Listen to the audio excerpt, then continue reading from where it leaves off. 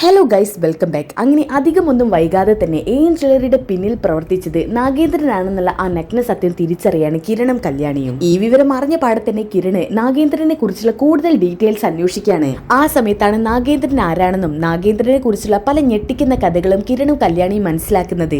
ഈ നാഗേന്ദ്രൻ ദുബായിൽ വെച്ചിട്ട് ഒരു സ്വർണ്ണക്കടക്കാരനെ വഞ്ചിച്ചതും അയാളുടെ കുടുംബം തന്നെ ഇല്ലാതാക്കിയ കഥയുമാണ് അറിയുന്നത്. അങ്ങനെ വെട്ടിപ്പിലൂടെ കൈക്കലാക്കിയ സ്വർണ്ണമായതുകൊണ്ടാണ് ഇയാൾക്ക് പണിക്കൂലിയൊന്നുമില്ലാതെ സ്വർണം വിൽക്കാൻ വേണ്ടി പറ്റുന്നത്. മൂർത്തി മുത്തശ്ശൻ മൂർത്തി ജ്വല്ലറിയിൽ നിന്നും എന്നേക്കുമായി പടിയിറക്കി വിട്ടതിനു ശേഷം ഇയാൾ നേരെ ദുബായിലോട്ടാണ് ചെല്ലുന്നത്. അവിടെ വെച്ചിട്ട് ഒരു സ്വർണ്ണക്കടക്കാരനുമായിട്ട് വലിയ യോഗ്യം കൂടാണ് കേട്ടോ. ഈ നാഗേന്ദ്രൻ വലിയ കൊമ്പത്തെ പണക്കാരനാണെന്നാണ് ഈ സ്വർണ്ണക്കടക്കാരൻ വിചാരിച്ചു വെച്ചേക്കുന്നത്. ശരിക്കും പറഞ്ഞാൽ മൂർത്തി മുത്തശ്ശന്റെ പേര് പറഞ്ഞിട്ടാണ് കേട്ടോ ഇയാൾ ആ സ്വർണ്ണക്കടക്കാരനുമായിട്ട് കൂടുതൽ അടുക്കുന്നത്. അങ്ങനെ അധികം വൈകാതെ ഇയാളുടെ അടുത്ത സുഹൃത്തായി മാറുകയാണ് ഈ സ്വർണ്ണക്കടക്കാരൻ. അങ്ങനെ അധിക നാളൊന്നും മുന്നോട്ട് പോയിട്ടില്ല കേട്ടോ. അതിനു മുമ്പേ തന്നെ ഈ നാഗേന്ദ്രന്റെ സ്വഭാവം വെച്ചിട്ട് ഈ സ്വർണ്ണക്കടക്കാരന്റെ കഴുത്തറുക്കുന്ന പരിപാടിയാണ് അയാൾ ഒപ്പിച്ചു വെച്ചേക്കുന്നത്. അതായത് മാന്യമായിട്ട് തൊഴിൽ ചെയ്തുകൊണ്ടിരുന്ന ഈ സ്വർണ്ണക്കടക്കാരനെ ഒരു കള്ളക്കടത്തിൽ കൊടുക്കുകയാണ് നാഗേന്ദ്രൻ. എന്നിട്ട് പോലീസ് സ്റ്റേഷനിൽ പോയിട്ട് നാഗേന്ദ്രൻ തന്നെ പരാതി കൊടുക്കുന്നുണ്ട്. അങ്ങനെ പോലീസ് അയാളെ അറസ്റ്റ് ചെയ്ത് കൊണ്ടുപോവാണ്. അയാൾ പോയത് പിന്നെ അയാളുടെ കുടുംബത്തിന് ആരും ഇല്ലാതാവാണ് കേട്ടോ. ഈ അവസരം നല്ല രീതിയിൽ മുതലെടുത്തിട്ട് നാഗേന്ദ്രൻ അയാളുടെ കുടുംബത്തെ തന്നെ നശിപ്പിക്കുകയാണ്. എന്നിട്ട് സ്വത്തുക്കൾ മുഴുവനും കൈക്കലാക്കാണ്. അങ്ങനെയാണ് കേട്ടോ ഈ നാഗേന്ദ്രൻ പെട്ടെന്ന് പണക്കാരനായതും അയാളെ മോളുമായിട്ട് യോഗ്യം കൂടുന്നതും. അവന്തികയാണെന്നുണ്ടെങ്കിലോ ഇയാളുടെ പണം കണ്ട് കണ്ണ് മഞ്ഞളിച്ച് അച്ഛനോടൊപ്പം കൂടിയിരിക്കുകയാണ്. ഇതുവരെ അച്ഛനെ വേണ്ടാത്ത മക്കള് പെട്ടെന്ന് പണം കണ്ടപ്പോ അച്ഛനോടൊപ്പം തന്നെ കൂടാണ് കേട്ടോ. എന്തായാലും കല്യാണിയും കിരണും എല്ലാ സത്യങ്ങളും തന്നെ തിരിച്ചറിയാണ്. അബിയുടെ അച്ഛനാണ് എൻ ജ്വല്ലറിയുടെ പിന്നിലെന്നുള്ള ആ ഞെട്ടിക്കുന്ന സത്യമാണ് കേട്ടോ കിരണിനെയും കല്യാണിയും അത്ഭുതപ്പെടുത്തിയത്. സത്യം അറിഞ്ഞ പാടെ തന്നെ എല്ലാ വിവരങ്ങളും വിശദമായി അന്വേഷിച്ചതിനു ശേഷം കിരണും കല്യാണിയും നേരെ ഇത് ആദർശിനോട് പറയാണ്. ആദർശ് ശരിക്കും ഈ വിവരം കേട്ടിട്ട് ഞെട്ടിത്തരിക്കാണ് കേട്ടോ. പിന്നീട് എന്തൊക്കെയാണ് സംഭവിച്ചതെന്നുള്ളത് നിങ്ങൾ എപ്പിസോഡ് കണ്ടിട്ട് തന്നെ മനസ്സിലാക്കുക. അപ്പൊ നമുക്ക് ഈ ഒരു എപ്പിസോഡിലോട്ട് കിടക്കാം. ഈ എപ്പിസോഡിന്റെ തുടക്കത്തിൽ തന്നെ കാണിക്കുന്നത് നയനയും ആദർശിനെയാണ്. ഇപ്പൊ നിങ്ങൾ കരുതുന്നുണ്ടാവും നയന എങ്ങനെ ആദർശിന്റെ അടുത്ത് വന്നെന്ന്. ഇൻഹീലർ തീർന്നിട്ട് ആദർശിന് ശ്വാസം മുട്ടുന്നത് നയന സ്വപ്നത്തിൽ കാണാണ്. അതിനുശേഷം മര്യാദയ്ക്ക് നയനയ്ക്ക് ഭക്ഷണം കഴിക്കാനോ ഉറങ്ങാനോ പറ്റിയിട്ടില്ല കേട്ടോ. അതിനുശേഷം പിന്നെ നയന എന്തായാലും അനന്തപുരിയിൽ നിന്നും പടിയിറങ്ങിയിട്ട് ആദർശിനോടൊപ്പം താമസാക്കാണ്. അതുകൊണ്ടൊക്കെ തന്നെ നയന ഇപ്പൊ ആദർശിന്റെ കൂടെ ഉണ്ട് കേട്ടോ. ഇപ്പൊ കാണിക്കുന്നത് ഒരു ബീച്ച് സൈഡാണ്. അവിടെയാണെന്നുണ്ടെങ്കിൽ കല്യാണിയും കിരണും ആദർശിനെയും നയനയും വെയിറ്റ് ചെയ്തുകൊണ്ട് നിൽക്കുകയാണ്.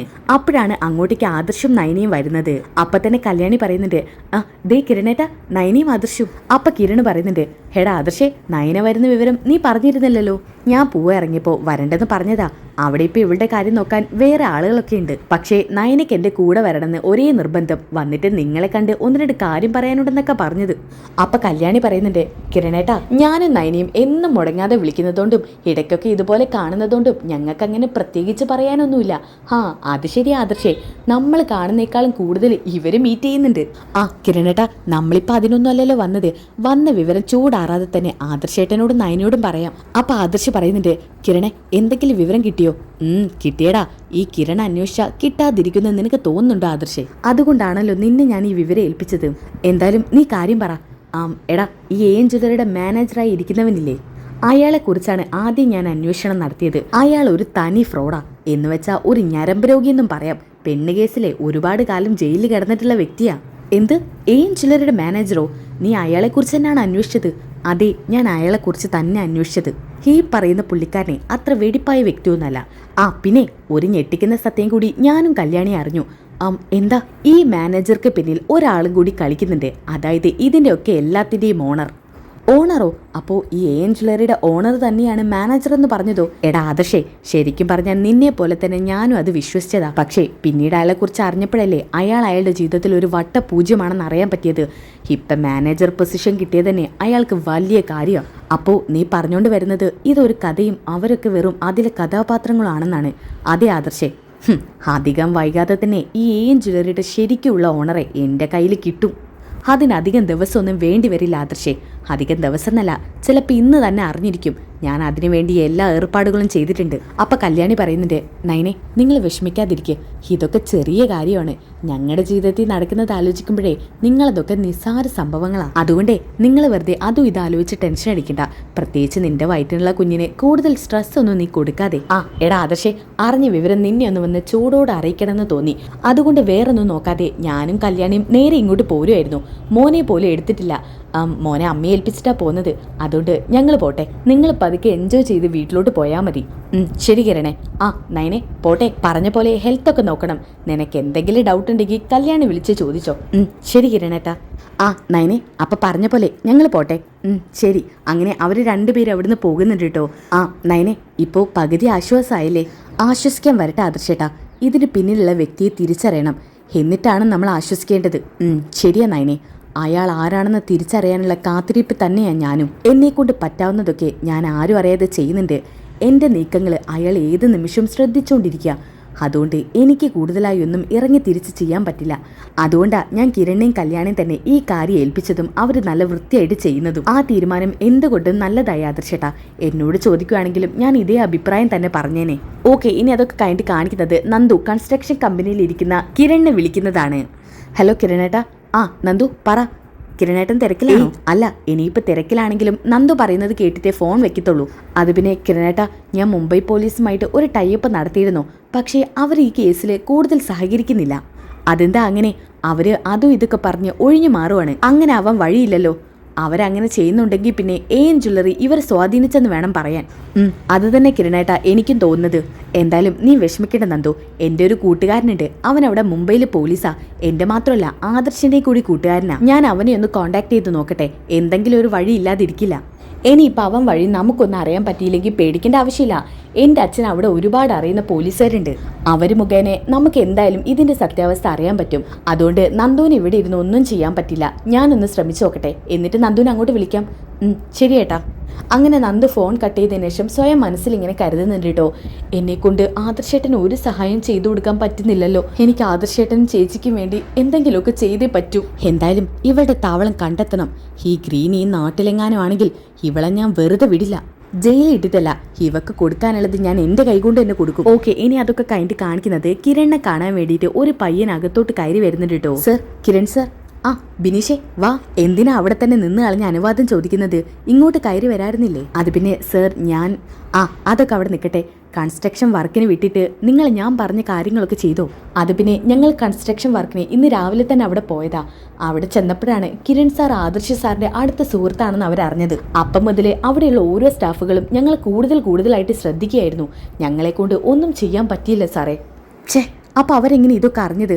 അതൊന്നും എനിക്കറിയില്ല സാറേ. നിങ്ങളാരും പറഞ്ഞില്ലല്ലോ. ഞങ്ങൾ കൂട്ടത്തിൽ നിന്ന് ചെന്ന ആരും അതിനെക്കുറിച്ച് പറഞ്ഞിട്ടില്ല. ശരി, കുഴപ്പമില്ല, താൻ പൊക്കോ. അയ്യോ കിരൺ സാറേ, ഞാൻ വേറൊരു കാര്യം കൂടി പറയാൻ വേണ്ടി വന്നതാ.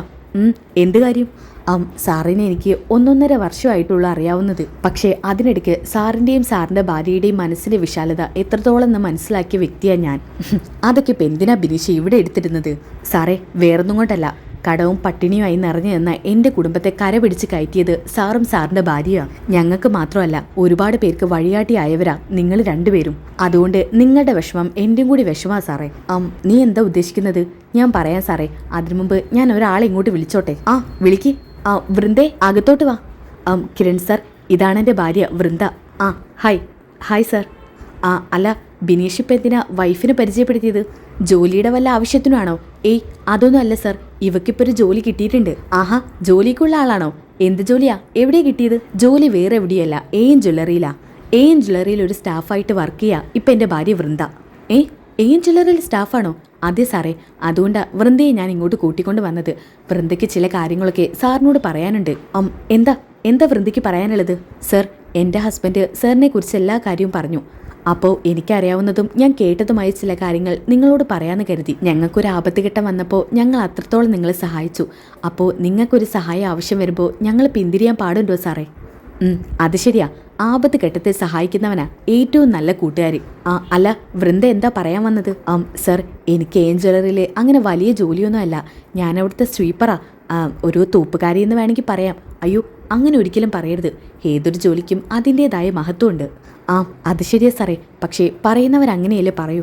സാറേ, ഞാൻ കൂടുതൽ വലിച്ചേറ്റി സാറിൻ്റെ സമയം കളയുന്നില്ല. അതിനു മുമ്പ് കാര്യം പറയാം. ഞാൻ അവിടുത്തെ സ്വീപ്പറാണെന്ന് പറഞ്ഞല്ലോ. ഒരു സമയത്ത് ഞാൻ അവിടുന്ന് തൂക്കുന്ന ടൈമിനാ ഇവർ ചില സത്യങ്ങളൊക്കെ പറയുന്നത് ഞാൻ കേട്ടത്. സാറേ, ഞാൻ കേട്ട ആ സത്യം ഇവിടെ പറയാൻ എനിക്ക് പേടിയുണ്ട്. പക്ഷേ സാറിൻ്റെ മുഖം ആലോചിക്കുമ്പോൾ ഞങ്ങൾക്ക് പറയാതിരിക്കാനും പറ്റുന്നില്ല. എന്താ വെറുതെ? എന്താണെങ്കിലും താൻ പറയും. തനിക്കൊരു ദോഷവും ഇല്ലാതിരിക്കാൻ ഞാനും കല്യാണിയും എന്തായാലും ശ്രമിക്കും. തന്നെയും തൻ്റെ ഹസ്ബൻഡിനെയും ഞങ്ങൾ പ്രൊട്ടക്റ്റ് ചെയ്യും. ഇനി അവിടുത്തെ ജോലി നിൻ്റെത് കളഞ്ഞാലും കുഴപ്പമില്ല. ഇവിടെ നിനക്ക് നല്ലൊരു ജോലി തരും. എനിക്ക് ജോലിയൊന്നും വേണ്ട സാറേ, പക്ഷേ എന്നെ ഒറ്റ കൊടുക്കരുത്. അതൊരിക്കലും ഞങ്ങൾ ചെയ്യില്ല. എന്താ വൃന്ദ നീ പറയുന്നത്? സാറ് നിന്നെ ഒറ്റ കൊടുക്കുമെന്നോ? ബിനീഷേ, അത് വിട്. വൃന്ദയുടെ പേടിയോട് പറഞ്ഞതായിരിക്കും. അതിപ്പോൾ ആരായാലും അങ്ങനെയേ ചിന്തിക്കൂ. വൃന്ദ, നീ പേടിക്കണ്ട, നിനക്കൊരു പ്രശ്നം ഉണ്ടാവില്ല. സാറേ, വേറൊന്നും കൊണ്ടല്ല, ഞങ്ങൾക്ക് 2 പെൺകുട്ടികളുണ്ട്. അതൊന്നും ആലോചിച്ച് പേടിക്കണ്ട. വൃന്ദ, ഞങ്ങളെന്ന് സഹായിക്കണം. സാറേ, ഞാൻ പറയാം. അത് പിന്നെ ഒരു ദിവസം തൂത്തോണ്ടിരിക്കുമ്പോൾ അവിടുത്തെ മാനേജർ ഒരാളോട് വിളിച്ച് പറയുന്നത് കേട്ടതാ. പിന്നെ കാണിക്കുന്നത് അവിടുത്തെ എയിം ജ്വല്ലറിയിലെ മാനേജറാണ് കേട്ടോ. അയാൾ ഒരാൾക്ക് ഫോൺ ചെയ്യുന്നുണ്ട്, സിഗരറ്റ് വലിക്കുന്നുണ്ട് കേട്ടോ. ഹെടോ, ആ നാഗേന്ദ്രൻ്റെ വിചാരം മൂർത്തീസ് ജ്വല്ലറിയും കൂടി ഒറ്റയടിക്ക് അങ്ങ് തലയിലാക്കാനാ. അയാൾ ശുദ്ധ ഒരു വിഡ്ഢിയാ.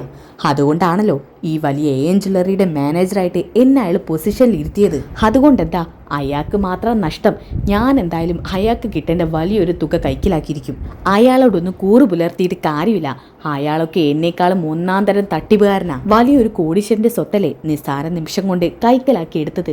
പിന്നെ അയാൾക്ക് എന്താ ഇതിനൊക്കെ പ്രയാസം? എന്തായാലും നിനക്കും എനിക്കും ജീവിക്കാനുള്ളത് മുഴുവനും ഇവിടെ നിന്നെല്ലാം കൈക്കലാക്കിയിട്ടേ ഞാൻ അങ്ങോട്ട് വരത്തുള്ളൂ. പിന്നെ ശരി മുത്തേ, എന്നെ ആ ഓണർ നാഗേന്ദ്രൻ കാണാൻ വരും. അയാൾ വരാമെന്ന് പറഞ്ഞ ആ സമയത്ത് ഞാൻ ഇങ്ങനെ ഉഴപ്പി മാറി നിൽക്കുന്നത് ശരിയല്ല. എന്നാ പിന്നെ മോള് വെച്ചോ. ഇതും പറഞ്ഞിട്ട് ഫോൺ കട്ട് ചെയ്യുന്നുണ്ട് കേട്ടോ. സാറേ, ഇത്തരം കാര്യങ്ങളൊക്കെ അന്ന് ആ മാനേജർ സംസാരിച്ചത് ഈ നാഗേന്ദ്രൻ എന്ന് പറയുന്ന വ്യക്തി നമ്മുടെ എയിം ജ്വല്ലറിയുടെ യഥാർത്ഥ ഓണറാണെന്ന് എനിക്ക് തോന്നുന്നത്. ഇതല്ലാതെ എയിം ജ്വല്ലറിയുടെ യഥാർത്ഥ ഓണറാണെന്ന് ആർക്കും അറിയില്ല. മാനേജറാണ് ഓണർ എന്നൊക്കെയാണ് എല്ലാവരോടും പറഞ്ഞിരിക്കുന്നത്. പക്ഷേ അതൊന്നും അവിടുത്തെ സ്റ്റാഫുകളാരും വിശ്വസിച്ചിട്ടില്ല. ശരി, വലിയൊരു തെളിവാണ് ഇപ്പോൾ വൃന്ദ എനിക്ക് കൊണ്ടുവന്നിരിക്കുന്നത്. ഇതിന് എത്ര നന്ദി പറഞ്ഞാലും മതിയാവത്തില്ല. എന്തായാലും വൃന്ദയെ ഞങ്ങൾ ഒരിക്കലും കൈവിടില്ല. ഈ വലിയ ഉപകാരത്തിന് പകരം തരാനായിട്ട് എന്താ വേണ്ടത്? സാറേ, ഞങ്ങൾക്കൊന്നും വേണ്ട. ഈ വിവരം ഇവളാണ് പറഞ്ഞതെന്ന് ലോകം അറിയാൻ പാടില്ല. അതൊരിക്കലും ഉണ്ടാവില്ല. ബിനീഷിന് അത് ആലോചിച്ച് ടെൻഷൻ വേണ്ട. ബിനീഷിനെന്ന് മാത്രമല്ല, വൃന്ദയ്ക്കും. അത് ഞങ്ങൾക്കറിയാം സാറേ. എന്നാലും ഇവളുടെ ഒരു ആശ്വാസത്തിന് സാറിൻ്റെ വാക്കി ഇരുന്നോട്ടെ എന്ന് കരുതി ചോദിച്ചതാ. ശരി ബിനീഷേ, എന്നാൽ പിന്നെ വൈഫിനെ കൂട്ടിപ്പോയിക്കോ. വേറെ എന്തെങ്കിലും കാര്യമുണ്ടെങ്കിൽ ഞാൻ വിളിപ്പിച്ചോളാം. ശരി സാറേ. വൃന്ദ, നമുക്ക് പോകാം. ഇതും പറഞ്ഞുകൊണ്ട് അവർ പോകുന്നുണ്ട് കേട്ടോ. ആ സമയത്ത് കിരണിൻ്റെ മുഖത്തുള്ളൊരു സന്തോഷം കാണണം. കിരൺ ഒരുപാട് സന്തോഷമാവാണ് കേട്ടോ. കിരൺ ഈ വിവരം കല്യാണിയോടും പറയുന്നുണ്ട്.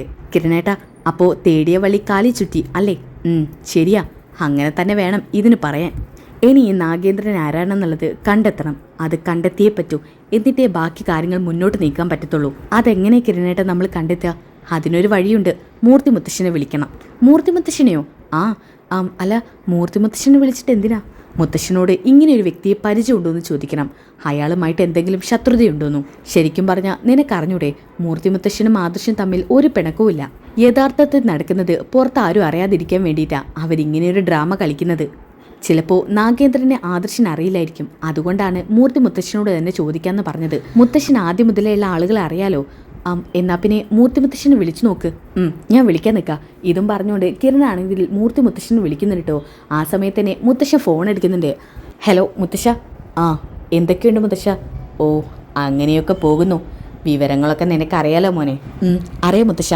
അതിനെക്കുറിച്ചൊരു കാര്യം അറിയാൻ വേണ്ടിയാ മുത്തശ്ശനെ ഞാൻ വിളിച്ചത്. എന്താ മോനെ, എന്താ അറിയേണ്ടത്? അത് പിന്നെ മുത്തശ്ശ, നാഗേന്ദ്രൻ എന്ന് പറയുന്ന വ്യക്തി നമ്മുടെ കമ്പനിയിൽ ഉണ്ടായിരുന്നോ? ഇതിനു മുമ്പ് ഏതെങ്കിലും നാഗേന്ദ്രൻ, ഇനി അഥവാ ഇല്ലെങ്കിൽ നാഗേന്ദ്രൻ എന്ന് പറയുന്ന പേരിൽ മൂർത്തി മുത്തശ്ശൻ ആരെങ്കിലും അറിയോ? നാഗേന്ദ്രൻ. അതേ മുത്തശ്ശ, നാഗേന്ദ്രനെ അറിയോ? നാഗേന്ദ്രൻ എന്നുള്ള പേര് നിനക്ക് എവിടുന്ന് കിട്ടി? അത് പിന്നെ ഉറപ്പിക്കാനായിട്ടില്ല. ആരാണെന്ന് അറിഞ്ഞിരുന്നെങ്കിൽ കുറച്ചുകൂടി വിശദമായി അന്വേഷിച്ചിട്ട് മുത്തശ്ശനോട് പറയായിരുന്നു.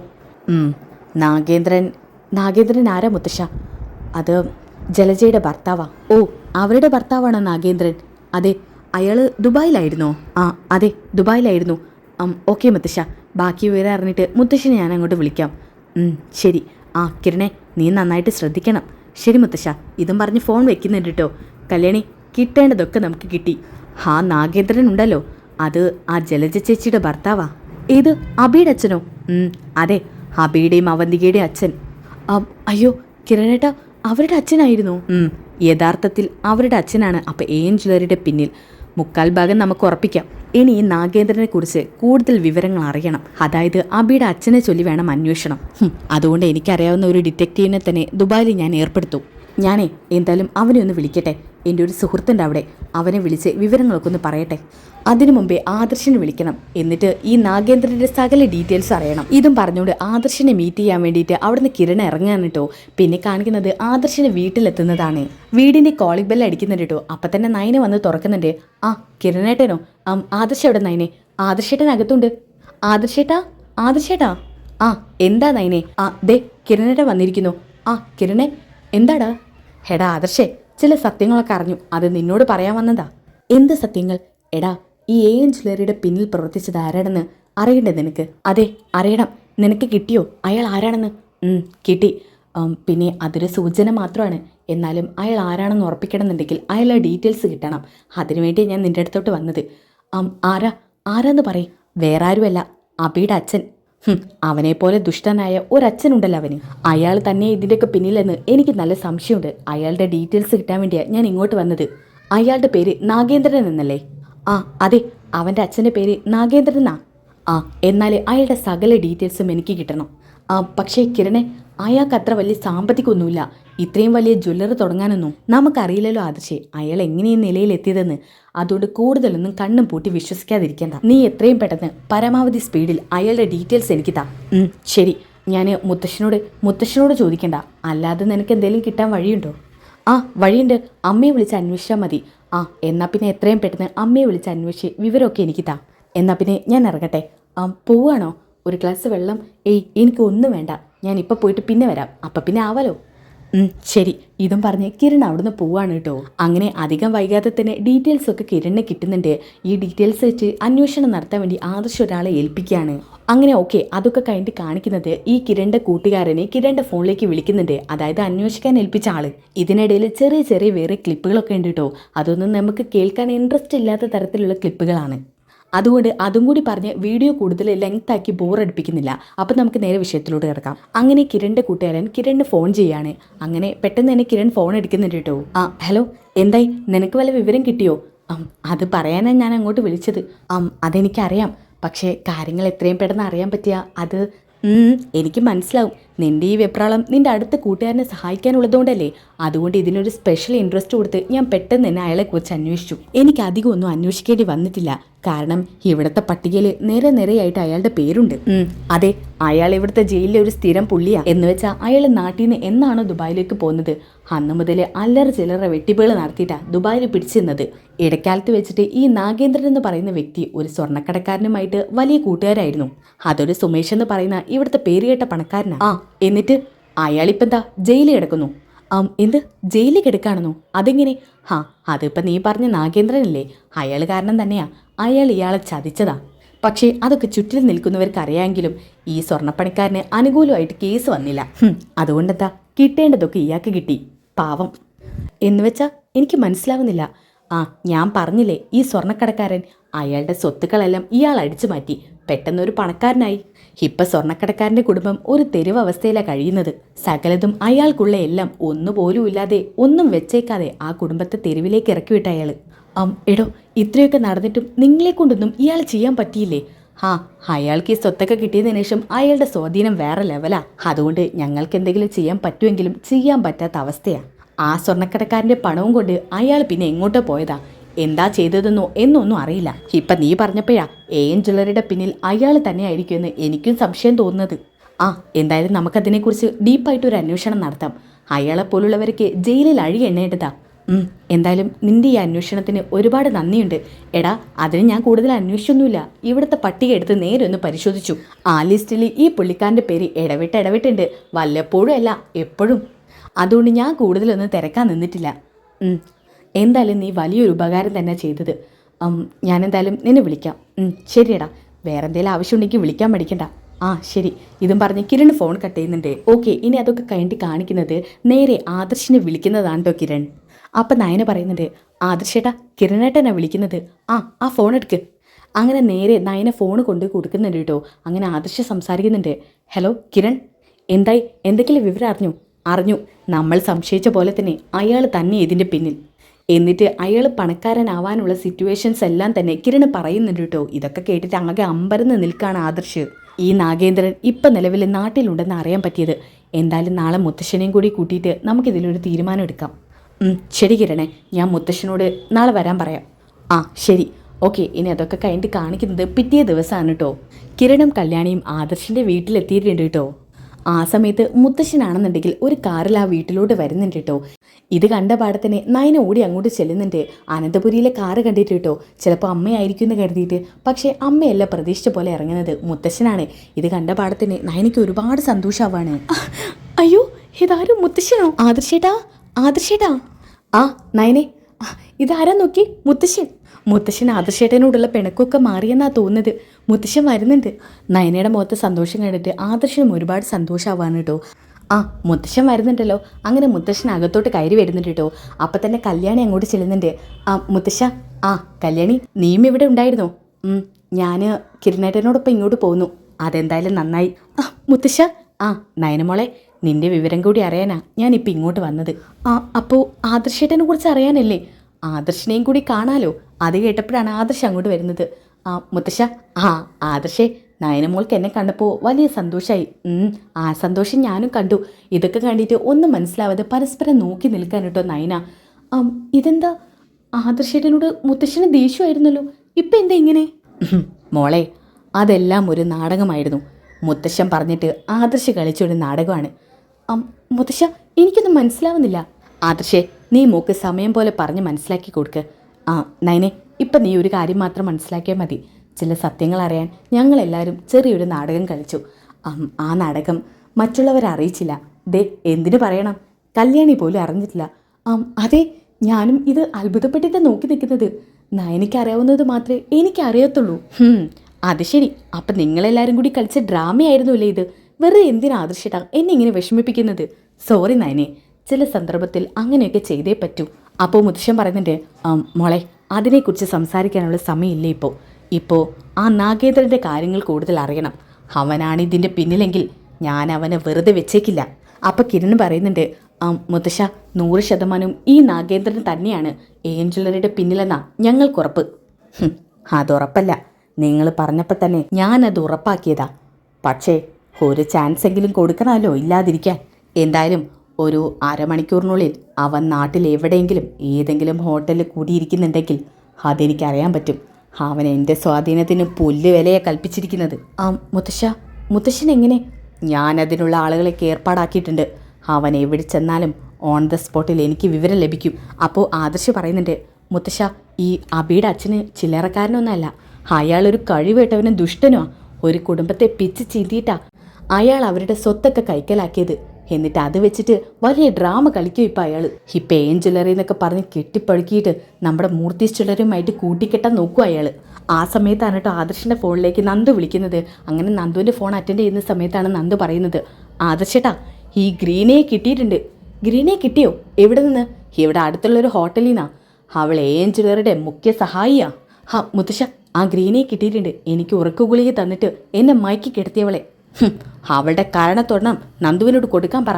കാരണത്തൊരെണ്ണം മാത്രമല്ല മുത്തശ്ശ, ഞാൻ അവൾക്ക് വേണ്ടത് കൊടുത്തിട്ടുണ്ട്. ആ സമയത്താണ് കേട്ടോ നന്ദുവിൻ്റെ അടുത്ത് ഗ്രീനയെ കാണിക്കുന്നത്. അവൾക്ക് നല്ല രീതിയിൽ തല്ല് കിട്ടിയിട്ടുണ്ട് കേട്ടോ.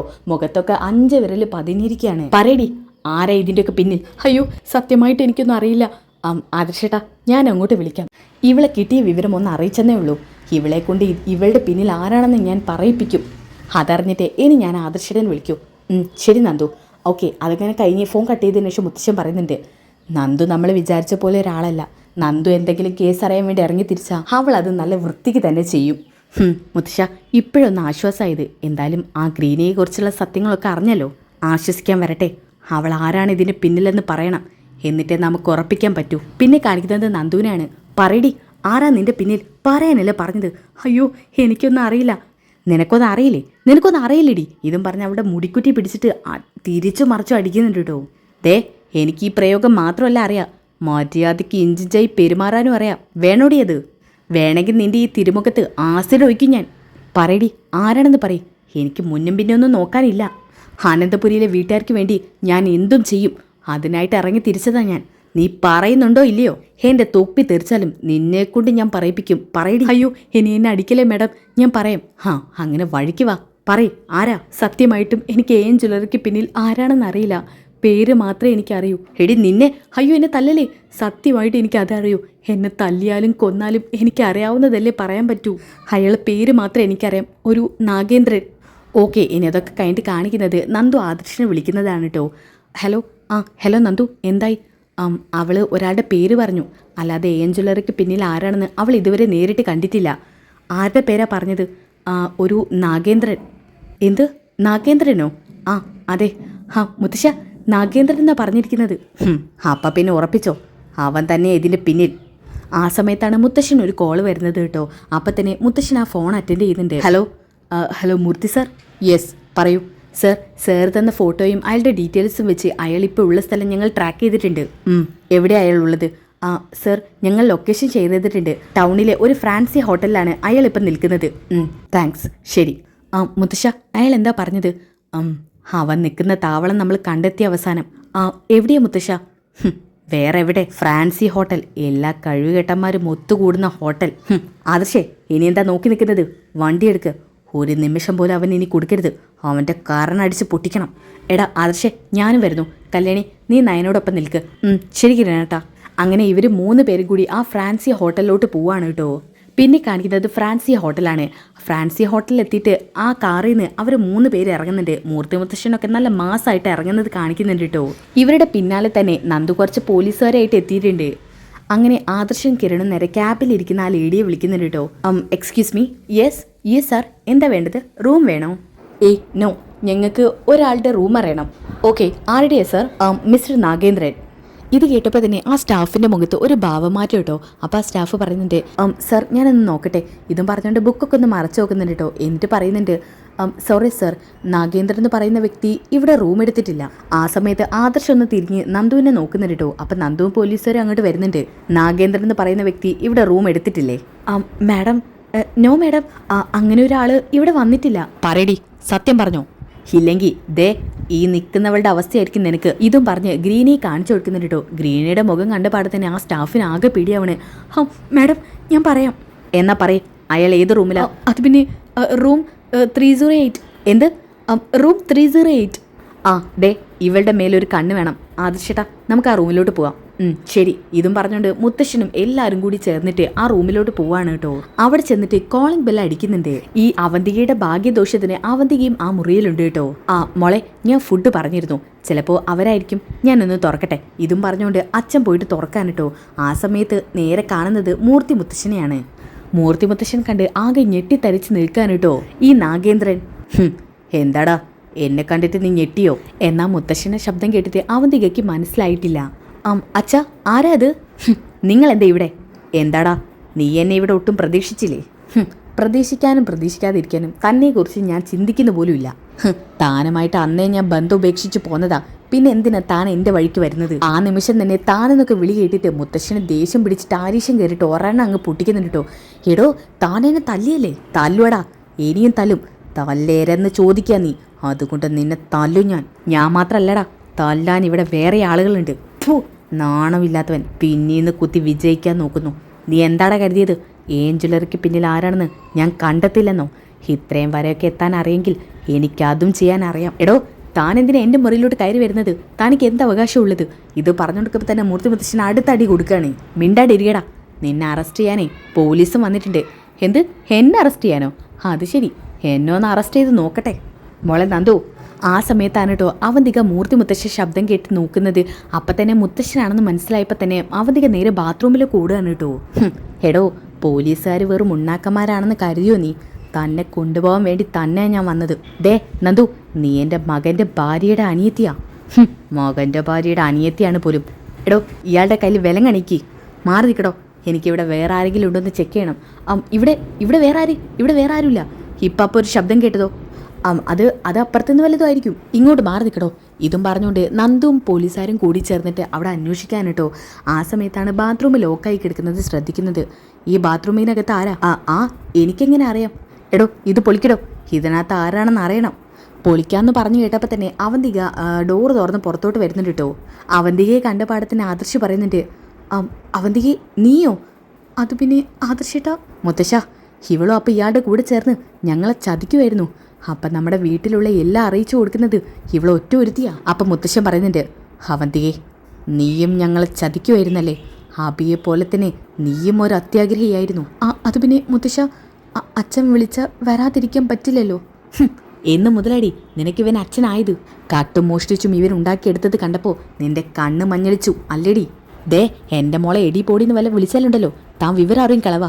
ഇത് പറഞ്ഞപ്പോൾ തന്നെ അവധിയുടെ കാരണം നോക്കി മൂർത്തി മുത്തശ്ശൻ ഒരെണ്ണം കൊടുക്കുകയാണേ. മോളെ നടക്കടോ, നിനക്കും ഇവക്കുള്ളതൊക്കെ സ്റ്റേഷനിലെത്തിയിട്ട് ബാക്കി ഞാൻ തരാം. ഇതും പറഞ്ഞുകൊണ്ട് അവർ രണ്ടുപേരെയും കൂട്ടി സ്റ്റേഷനിലോട്ട് പോവാണ് നന്ദു.